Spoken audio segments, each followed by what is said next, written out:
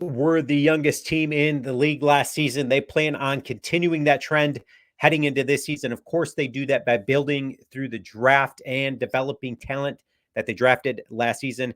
Guys that are going to not just make the roster, but hopefully have an impact on this Packer team.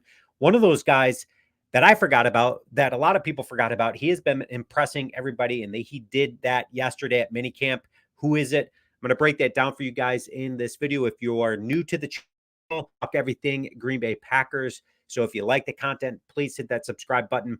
Okay, so let's jump into it. Yesterday, as you know, marked the first day of a 3-day mini camp. Really, it's just a 2-day mini camp for the Packers, which is really an extended OTA for the Packers. They had such a great turnout at OTAs, pretty much full participation from everybody across the board, that Matt LaFleur gave 3 quote unquote vets on this Packer team the day off, or really the camp off. And that is Xavier McKinney, Jair Alexander, and Keyshawn Nixon. A couple of injury updates for the Packers. Of course, you've got Zach Tom and Tucker Kraft with their pectoral injuries. They are trending good. They're looking good. Tucker Kraft, in fact, started lifting and hitting the weight room yet again. So good news for the Packers when we start talking about Tucker Kraft and his return. That is looking super good. The same thing with Zach Tom. So let's jump into it. Who's this guy, the forgotten piece that I forgot about? And it really happens to really not be his fault. It's because the Packers are so deep at the wide receiver position that you kind of forget about this guy. And he was turning some heads yesterday, and we're going to talk about that. But when you start talking about a wide receiver room of Christian Watson, Romeo Doubs, Jaden Reed, Dontavian Wicks, and then Bo Melton, a guy that has just been turning heads and really came into OTAs just looking super fit, super talented, almost like this chip on his shoulder of like, listen, I don't want to just make this team. I want to have an impact on this team. Another one of those guys is Malik Heath. And Malik Heath did so yesterday at when we start talking about just the start of the mini camp. He did that. So what did Matt LaFleur happen to say about Malik Heath? Um, Take a look at this article right here. It says, I think physically he is in a much better place.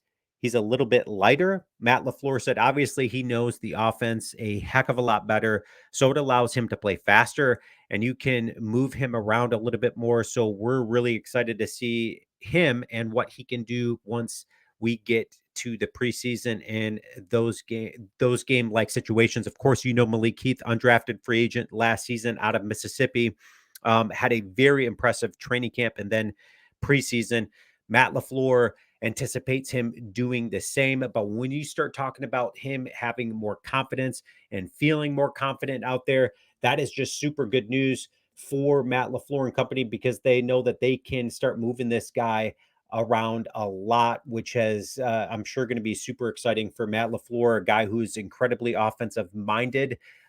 So I cannot wait to see what Malik Heath does. Again, it's going to be a competition in that room. When you add those guys that we talked about at the wide receiving cast, Malik Heath is going to have a tough time, but he's ready. He's up for the challenge. The Packers are just incredibly loaded at the wide receiver position. I would say they're the deepest wide receiving team out there. And of course, that has a lot to do with what Brian Gutekunst was able to do through the draft. A lot of those guys are so young. Another guy that turned heads yesterday at minicamp, of course, he had a little bit of an opportunity to do so given the day off of guys that we had talked about in Xavier McKinney, Jair Alexander, and Keyshawn Nixon.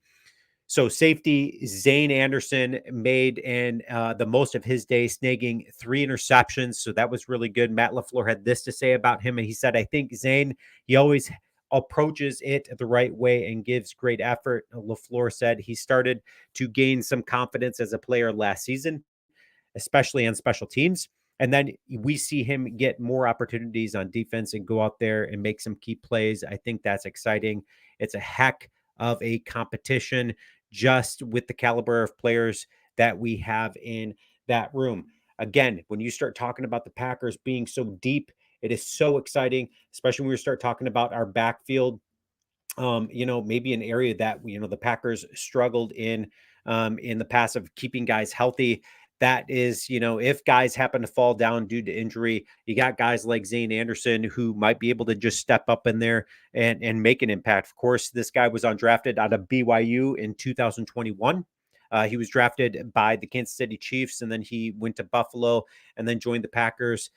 So this guy his specialty is special teams, but he's showing that he can do just a little bit more than special teams. He might be able to step in, especially injuries or whatever at the safety position. He's wanting to get that starting role because, of course, the Packers are young there. So leave your comments. Let me know what you think. Did you guys forget about Malik Heath like I did? I'm super excited about what this dude can do on the football field. A guy like Zane Anderson stepping up at minicamp is a super exciting also because when we start talking about just competition overall on this Packer team, the sky is the limit because this team is so young and they are so deep and these guys are so hungry. They're wanting not just to make the roster, but they know that they have a potential to see significant playing time, especially positionally at the safety position. So leave your comments. Let me know what you guys think. And as always, go Pack, go.